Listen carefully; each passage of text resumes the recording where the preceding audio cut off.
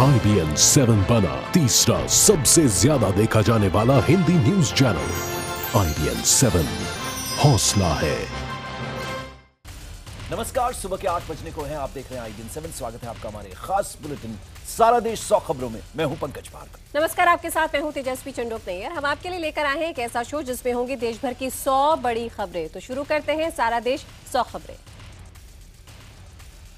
बिहार का सियासी drama climax की ओर पहुंच रहा है। बिहार विधानसभा का बजट सत्र आज से शुरू हो रहा है। बजट सत्र के पहले दिन राज्यपाल केसरीनाथ त्रिपाठी के अभिभाषण के बाद बिहार के मुख्यमंत्री जीतन राम मांझी को आज बहुमत साबित करना है। मांझी के लिए गुरुवार की रात कयामत की रात से कम नहीं रही होगी। अपनी सरकार बचाने के लिए मांझी को आज सदन में बहुमत साबित करना ही होगा। संख्या बल कम होने के बावजूद बिहार के मुख्यमंत्री जीतन राम मांझी सदन में बहुमत हासिल करने को लेकर पूरी तरह से आश्वस्त हैं।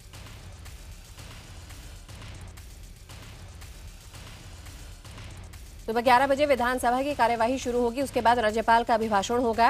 राज्यपाल के अभिभाषण के बाद दोपहर 12 बजे मुख्यमंत्री जीतन राम मांझी अपनी सरकार के लिए विश्वास मत का प्रस्ताव पेश करेंगे। विश्वास मत पेश करने के बाद करीब 2.5 घंटे तक उस पर पक्ष और प्रतिपक्ष के नेताओं के भाषण होंगे और दोपहर करीब 2 या 2:30 बजे के बीच इस प्रस्ताव पर वोटिंग होगी। 20 फरवरी को बहुमत साबित करने से पहले बिहार के सीएम जीतन राम मांझी को पटना हाईकोर्ट से झटका लगा है। पटना हाईकोर्ट की डबल बेंच ने जेडीयू के बागी 8 विधायकों पर वोटिंग से रोक लगा दी है।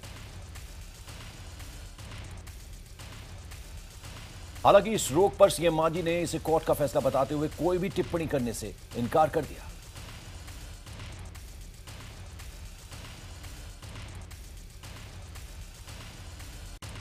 बीजेपी ने अपने सभी विधायकों को व्हिप जारी करके जीतन राम मांझी को एक पक्ष में वोट देने को कहा है। बीजेपी नेता सुशील कुमार मोदी ने कहा है कि जिस तरह से नीतीश ने एक महादलित को मुख्यमंत्री बनाकर 9 महीने में अपमानित करना शुरू किया है वो गलत है। उधर बीजेपी के मुताबिक वो महादलित के अपमान का बदला लेने के लिए मांझी के पक्ष में मतदान करेगी। उन्होंने साफ किया कि बीजेपी न तो सरकार में शामिल होगी और न ही सत्ता में कोई भागीदारी करेगी। सियासी उठापटक के बीच विधानसभा स्पीकर ने बीजेपी से नेता विपक्ष का पद छीनकर जेडीयू को दे दिया है। बीजेपी ने स्पीकर के फैसले पर भी सवाल खड़े किए। सुशील मोदी ने यह भी आरोप लगाया कि स्पीकर लालू और नीतीश के इशारे पर खेल रहे हैं। उन्होंने मांग की कि सदन में विश्वास मत के दौरान गुप्त मतदान हो। बिहार में चरम पर पहुंचे राजनीतिक घमासान के बीच नीतीश खेमे के नेता विपक्ष का पद लिए जाने पर जमकर हंगामा हुआ। बिहार में बीजेपी से मुख्य विपक्षी दल का दर्जा छिन गया। जनता दल यूनाइटेड की संख्या बल के आधार पर बिहार की विधानसभा में मुख्य विपक्षी दल का दर्जा दिया गया और नेता प्रतिपक्ष के रूप में विजय चौधरी को चुना गया। विधानसभा सचिवालय की ओर से सूचना जारी होने के बाद विधानसभा अध्यक्ष के फैसले के विरोध में बीजेपी विधायकों ने विधानसभा के सामने धरना दिया। जेडीयू के राष्ट्रीय अध्यक्ष शरद यादव ने बिहार के मुख्यमंत्री मांझी की चुटकी लेते हुए कहा है कि वो मुंगेरी लाल के हसीन सपने देख रहे हैं जो कभी भी पूरे नहीं होंगे। इस बीच जेडीयू ने जो व्हिप जारी किया है उसमें मांझी का भी नाम है। जेडीयू के चीफ व्हिप ने कहा है कि पार्टी से निष्कासित होने के बाद भी व्हिप मांझी पर लागू होता है और इसका अगर वो उल्लंघन करते हैं तो उनकी सदस्यता खतरे में पड़ सकती है। इस बीच आरजेडी ने अपने विधायकों को व्हिप जारी कर मांझी के खिलाफ वोट करने को कहा है। बिहार विधानसभा में बीजेपी के 87 विधायक हैं। जीतन राम मांझी के पास 12 विधायकों का समर्थन हासिल है। साथ ही उन्हें 4 और निर्दलीय विधायकों का समर्थन प्राप्त है। इन सबको जोड़ें तो कुल विधायकों की संख्या 103 होती है। इस लिहाज से मांझी बहुमत के आंकड़े से फिलहाल 14 विधायकों के और समर्थन की दरकार है। उधर जेडीयू के पास स्पीकर समेत 99 सदस्य हैं। 24 विधायक आरजेडी के हैं और 5 विधायक कांग्रेस से हैं। आरजेडी और कांग्रेस के अलावा एक सीपीआई और एक निर्दलीय विधायक भी नीतीश के साथ हैं। इससे मिलाकर कुल संख्या 130 तक पहुंचती है। शक्ति परीक्षण से बिहार के पूर्व मुख्यमंत्री और अब मांझी से आर पार की लड़ाई लड़ रहे नीतीश कुमार ने अपने घर पर समर्थक विधायकों और समर्थक पार्टियों के नेताओं को भोज दिया। इसी बीच पश्चिम बंगाल की सीएम ममता बनर्जी ने फोन कर नीतीश कुमार को शुभकामनाएं दी। तो बिहार में सियासी घमासान के बीच मांझी ने कहा कि नीतीश इस पूरे मामले में महाभारत के भीष्म की तरह चुप्पी साधे हुए हैं। उन्होंने नीतीश को ललकारते हुए कहा, यह बस झांकी है और लड़ाई आगे बाकी है। एक प्रेस कॉन्फ्रेंस कर जेडीयू नेताओं ने आरजेडी सांसद पप्पू यादव पर सीएम जीतन राम मांझी के लिए काम करने का आरोप लगाया। अपने आरोपों को पुख्ता करने के लिए जेडीयू ने एक ऑडियो क्लिप भी दिखाई और बताया कि पप्पू यादव ने जेडीयू विधायक सरफुद्दीन को फोन कर पैसे का लालच दिया। IBN7 से बातचीत में आरजेडी सांसद पप्पू यादव ने जेडीयू विधायक शफुद्दीन को पैसों का लालच देने के आरोपों को सिरे से खारिज कर दिया। उन्होंने कहा कि उन पर लग रहे आरोप बेबुनियाद हैं। उधर आरजेडी के नेता अब्दुल्ला बारी सिद्दीकी ने कहा है कि उनके सभी 24 विधायक एकजुट हैं और वो मांझी के खिलाफ वोट करेंगे। उन्होंने कहा कि आरजेडी की मीटिंग में 22 विधायक पहुंचे थे और 2 किसी कारणवश वहां पर नहीं आ सके, लेकिन वो सदन में रहेंगे। बहुमत साबित करने से पहले सीएम जीतन राम मांझी का ताबड़तोड़ फैसला लेने का सिलसिला लगातार जारी है। गुरुवार को कैबिनेट की बैठक में निर्माण के ठेकों में ईबीसी, ओबीसी और महिलाओं को आरक्षण देने का फैसला लिया गया। इसके अलावा मांझी कैबिनेट ने ग्राम कचहरी न्याय मंत्रियों और सचिवों के मानदेय में भी बढ़ोतरी का फैसला लिया है। इसके अलावा मांझी कैबिनेट ने नई यूथ पॉलिसी बनाने का भी फैसला लिया। बिहार में सीएम मांझी के बहुमत साबित करने से पहले पोस्टर वार भी देखने को मिल रहा है। विधानसभा के मेन गेट के पास एक पोस्टर लगाया गया जिसमें अटल बिहारी वाजपेयी और लालकृष्ण आडवाणी नीतीश कुमार की तारीफ करते हुए दिखाए गए हैं। पोस्टर में बीजेपी नेता सुशील मोदी पर हमला बोला गया है। ये पोस्टर किसने लगाया, इसकी जानकारी नहीं मिल पाई है।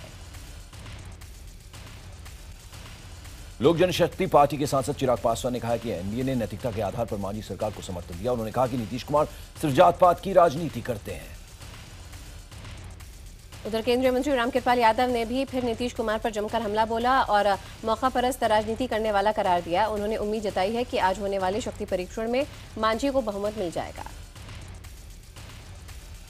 तो केंद्रीय शहरी विकास मंत्रालय ने कांग्रेस को नोटिस जारी कर 24 अकबर रोड स्थित मुख्य कार्यालय खाली करने का आदेश दिया है। मुख्यालय को खाली करने के आदेश के साथ ही राउज एवेन्यू के प्लॉट नंबर 9A में कांग्रेस दफ्तर शिफ्ट करने की बात भी कही है। इसके बाद कांग्रेस ने शहरी विकास मंत्रालय से लीज बढ़ाने का अनुरोध किया है। शहरी विकास मंत्री वेंकैया नायडू ने अफसरों को कांग्रेस के अनुरोध पर विचार करने को कहा है। उधर बेंगलुरु पुलिस ने एएमआई नेता असदुद्दीन ओवैसी के बेंगलुरु में एंट्री पर 7 दिन का बैन लगा दिया है। 19 से 25 फरवरी के बीच ओवैसी बेंगलुरु नहीं जा पाएंगे। एमआईएम ने 21 फरवरी को बेंगलुरु में जनसभा की इजाजत मांगी थी, लेकिन उन्हें इजाजत नहीं मिली। यही नहीं, उनके भाषण का ऑडियो वीडियो भी नहीं सुनवाया जा सकता। सामाजिक कार्यकर्ता अन्ना हजारे आज हरियाणा के पलवल पहुंच रहे हैं, जहां वो जन सत्याग्रह पदयात्रा को हरी झंडी दिखाकर दिल्ली के लिए रवाना करेंगे। अन्ना हजारे 24 फरवरी को जंतर मंतर पर भूमि अधिग्रहण अध्यादेश के खिलाफ आंदोलन करने वाले हैं। मध्य प्रदेश के मुख्यमंत्री शिवराज सिंह चौहान व्यापम घोटाले के मुद्दे पर बोलने से बचे। इंदौर महापौर के शपथ ग्रहण कार्यक्रम में पहुंचे शिवराज से जब सवाल पूछा गया तो उन्होंने कहा कि वो इस मामले में पहले भी कई बार जवाब दे चुके हैं। पश्चिम बंगाल की सीएम ममता बनर्जी बांग्लादेश के दौरे पर हैं। ममता आज बांग्लादेश के राष्ट्रपति और पीएम शेख हसीना से मुलाकात करेंगी। वो बांग्लादेश में भाषा शहीद दिवस में भी शिरकत करेंगे। पेट्रोलियम मंत्रालय से 5 लोग जासूसी के आरोप में हिरासत में लिए गए हैं। पुलिस सूत्रों के मुताबिक इनमें से 2 लोग मंत्रालय के कर्मचारी हैं, जबकि बाकी के 3 उनके सहयोगी। इन सभी पर मंत्रालय से महत्वपूर्ण दस्तावेज गायब करने का आरोप है। पुलिस पूरे मामले की छानबीन में जुटी हुई है। खुद पेट्रोलियम मंत्री धर्मेंद्र प्रधान का कहना है कि जांच जारी है। सामाजिक कार्यकर्ता और गुजरात दंगा पीड़ितों की वकील तीस्ता सीतलवाड़ को सुप्रीम कोर्ट से राहत मिली है। सुप्रीम कोर्ट ने अगली सुनवाई तक तीस्ता की गिरफ्तारी पर रोक लगा दी है। कोर्ट ने तीस्ता और उनके एनजीओ को आदेश दिया है कि मामले से जुड़े सभी कागजात को गुजरात पुलिस को मुहैया कराएं। वहीं गुजरात पुलिस से भी कहा है कि अगर सीतलवाड़ जांच के दौरान सहयोग नहीं करती हैं तो उनकी जमानत रद्द करने के लिए आवेदन करें। दिल्ली के लोगों के लिए अच्छी खबर है। दिल्ली में स्वाइन फ्लू के मामलों में कमी आई है। इसकी बड़ी वजह है दिल्ली के सरकारी अस्पतालों में स्वाइन फ्लू की दवा का मुफ्त मिलना। स्वाइन फ्लू पर देश की आर्थिक राजधानी मुंबई के मेयर ने एक विवादास्पद बयान दिया है। मेयर स्नेहल अंबेकर के मुताबिक स्वाइन फ्लू हार्ट की बीमारी है जिसे वो पूरे शहर में पेड़ लगाकर खत्म कर देंगे। गुजरात हाईकोर्ट ने गुरुवार को स्वाइन फ्लू मामले को लेकर प्राइवेट अस्पतालों की फटकार लगाई है। कोर्ट ने कहा है कि निजी अस्पतालों को स्वाइन फ्लू का इलाज मरीजों के लिए मुफ्त कर देना चाहिए। इंदौर के निजी अस्पताल में भर्ती एक और स्वाइन फ्लू मरीज के दम तोड़ने से हड़कंप मच गया। केवल इंदौर में अब तक स्वाइन फ्लू से 69 लोगों की मौत हो चुकी है। अब मेरठ में भी स्वाइन फ्लू ने दस्तक दे दी है। यहां एक महिला को स्वाइन फ्लू की पुष्टि हुई है। फिलहाल ये महिला मेरठ के लाला लाजपत राय मेडिकल कॉलेज में भर्ती है। बनारस में भी स्वाइन फ्लू ने अपने पैर पसार लिए हैं। यहां के शिव प्रसाद गुप्त मंडलीय अस्पताल में 3 स्वाइन फ्लू के संदिग्धों को भर्ती कराया गया। यहां की हालत यह है कि डॉक्टर इलाज के बाद पर ही यहां से भाग खड़े हुए हैं। आगरा की सेंट्रल जेल और जिला जेल में स्वाइन फ्लू के लिए अलर्ट कर दिया गया है। सेंट्रल जेल में कैदियों से के एक ऐसे लक्षण पाए जाने के बाद तुरंत उनके उपचार के लिए मास्क और दवाइयां भी मंगवाई गई हैं। उत्तर प्रदेश के बुलंदशहर में भी स्वाइन फ्लू से अब तक 3 लोगों की मौत हो चुकी है। देश में बड़े पैमाने पर स्वाइन फ्लू से हो रही मौतों के बाद भी स्वास्थ्य महकमा कोई एक्शन लेते नजर नहीं आ रहा। नोएडा में भी स्वाइन फ्लू से अब तक 2 लोगों की मौत हो चुकी है, जबकि 60 से अधिक लोग इस वायरस की जद में हैं। राजस्थान के जोधपुर में स्वाइन फ्लू के लगातार मरीज सामने आ रहे हैं। गुरुवार को एक और महिला की मौत के बाद मरने वालों का आंकड़ा 50 तक पहुंच गया है। राजस्थान के धौलपुर जिले में स्वाइन फ्लू को लेकर भले ही चिकित्सा विभाग तमाम दावे कर रही हो, लेकिन हकीकत में स्वाइन फ्लू की चपेट में लगातार लोग आ रहे हैं। अब तक जिससे 2 लोगों की मौत भी हो चुकी है और 3 लोग पॉजिटिव पाए गए हैं। उधर छत्तीसगढ़ के दुर्ग में स्वाइन फ्लू से निपटने के सारे तरीके नाकाम साबित हो रहे हैं। यहां अब तक 3 लोगों की मौत हो चुकी है, जबकि 31 संदिग्ध मरीज अब तक सामने आ चुके हैं। हिमाचल में स्वाइन फ्लू से तीसरे व्यक्ति की मौत हुई है। इसके अलावा स्वाइन फ्लू के 5 नए मामले सामने आ चुके हैं। कुल मिलाकर हिमाचल में अब तक स्वाइन फ्लू के मरीजों की संख्या 60 हो चुकी है। मध्य प्रदेश में स्वाइन फ्लू से हो रही मौतों पर पूर्व केंद्रीय मंत्री ज्योतिरादित्य सिंधिया ने स्वास्थ्य मंत्री जेपी नड्डा को पत्र लिखा। पत्र में सिंधिया ने स्वाइन फ्लू की जांच के लिए इंदौर, भोपाल और ग्वालियर में लेबोरेटरी खोलने के सुझाव दिए हैं।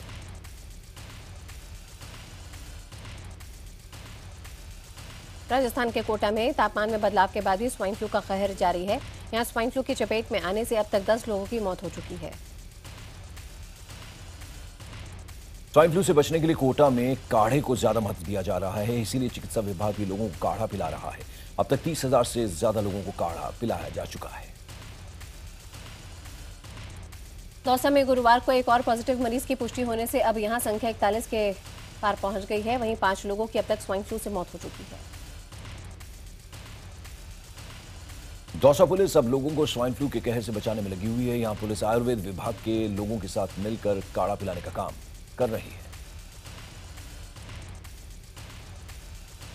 बेलगाम स्वाइन फ्लू के आगे हरिद्वार का स्वास्थ्य महकमा बेबस और लाचार नजर आ रहा है। हालात ये हैं कि मरीजों को डॉक्टरों के आगे पीछे भागना पड़ रहा है। वहीं प्राइवेट अस्पताल में 11 लोग डर की वजह से नौकरी छोड़ गए हैं। उधर लखनऊ में अब तक 100 से ज्यादा लोगों की स्वाइन फ्लू की पहचान हो चुकी है। वहीं खतरे को देखते हुए अस्पतालों में अलग वार्ड और बेड की व्यवस्था की गई है।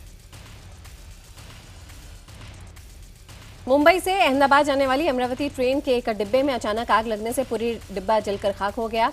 हादसा उस वक्त हुआ जब ट्रेन यार्ड में खाली खड़ी थी। पिछले 2 दिन से मौसम में बदलाव के चलते जम्मू के पहाड़ी इलाकों में बर्फ गिरने का सिलसिला जारी है। वहीं गुरुवार दोपहर अचानक मौसम बदलने से तेज बारिश और तेज हवाओं के साथ पूरा जम्मू अंधेरे की आगोश में चला गया। जम्मू कश्मीर का नेशनल हाईवे भारी बर्फबारी के कारण एक बार फिर से बंद हो गया। ये बर्फबारी जम्मू के पटनी टॉप और बानीहाल में हुई है।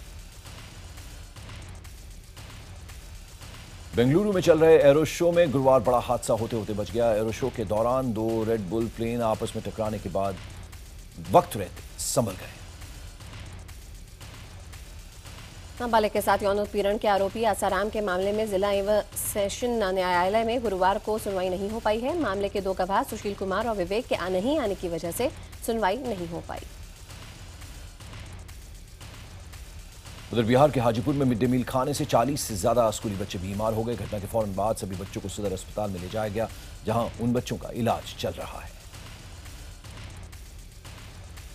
उत्तर प्रदेश के चंदौली में स्थित चितमपुर गांव के बाहर शराब की दुकान खुलने से नाराज महिलाओं ने जमकर प्रदर्शन किया। नाराज सैकड़ों महिलाओं ने दुकान के सामने मुगलसराय रामनगर मार्ग पर जाम लगा दिया और जमकर नारेबाजी की।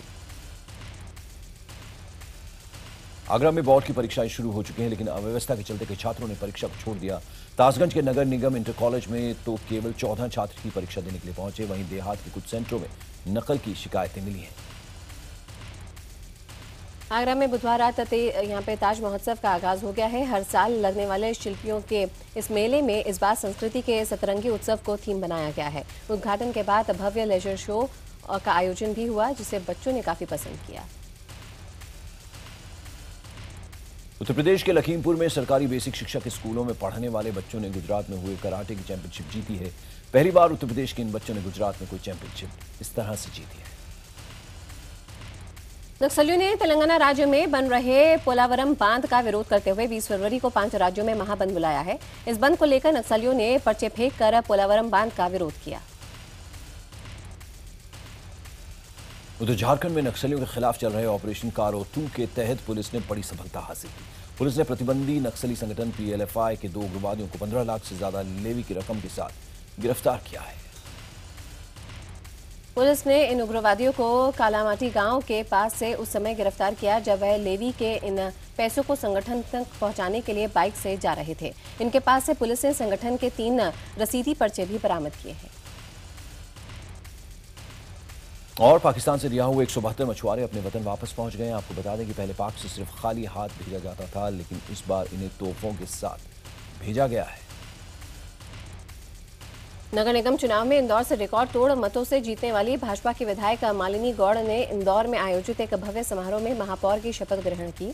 इस मौके पर लोकसभा स्पीकर सुमित्रा महाजन और शिवराज सिंह चौहान भी मौजूद थे।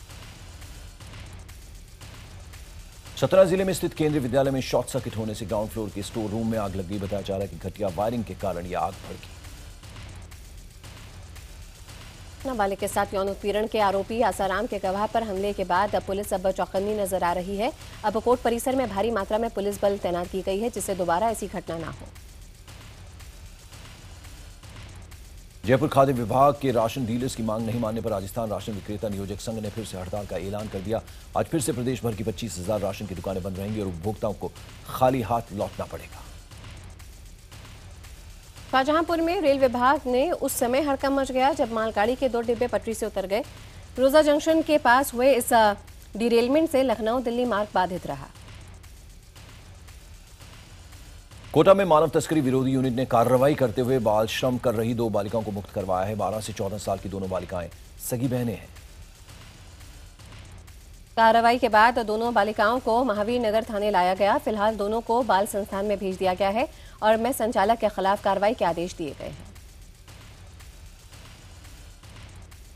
उत्तर प्रदेश के श्रावस्ती में आधा दर्जन गांवों के ग्रामीण तेंदुए के आतंक के साए में जीने को मजबूर हैं। तेंदुए ने 3 दिनों में रेंजर्स सहित दर्जन भर लोगों पर हमला कर उन्हें घायल किया। दिल्ली के न्यू उस्मानपुर इलाके में तेंदुए का शव मिलने से हड़कंप मच गया। शव यमुना खादर के झाड़ियों में पड़ा था। गुरुवार को पंडवानी लोक गायिका तीजनबाई ने भोपाल के भारत भवन में लोकगीतों से समा बांधकर सबका मन मोह लिया। तीजनबाई के गाना शुरू करने के बाद भारत भवन का अंतरंग सभागार तालियों की गड़गड़ाहट से गूंज उठा। Welcome back. आप देख रहे हैं सारा देश 100 खबरें। आप हैं तेजस्वी और पंकज के साथ। खबरों के सिलसिले को आगे बढ़ाते हैं।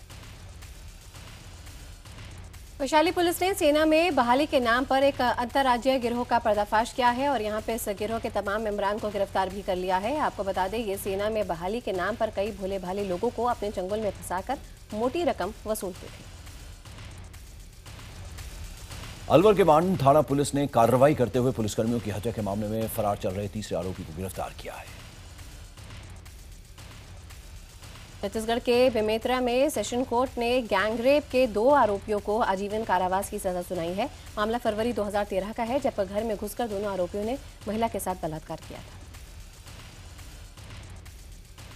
झारखंड के गोडा के एक स्कूल में 12वीं की परीक्षा दे रहे एक लड़के को पकड़ा गया। इस लड़के पर आरोप है कि अपनी बहन की जगह परीक्षा दे रहा था।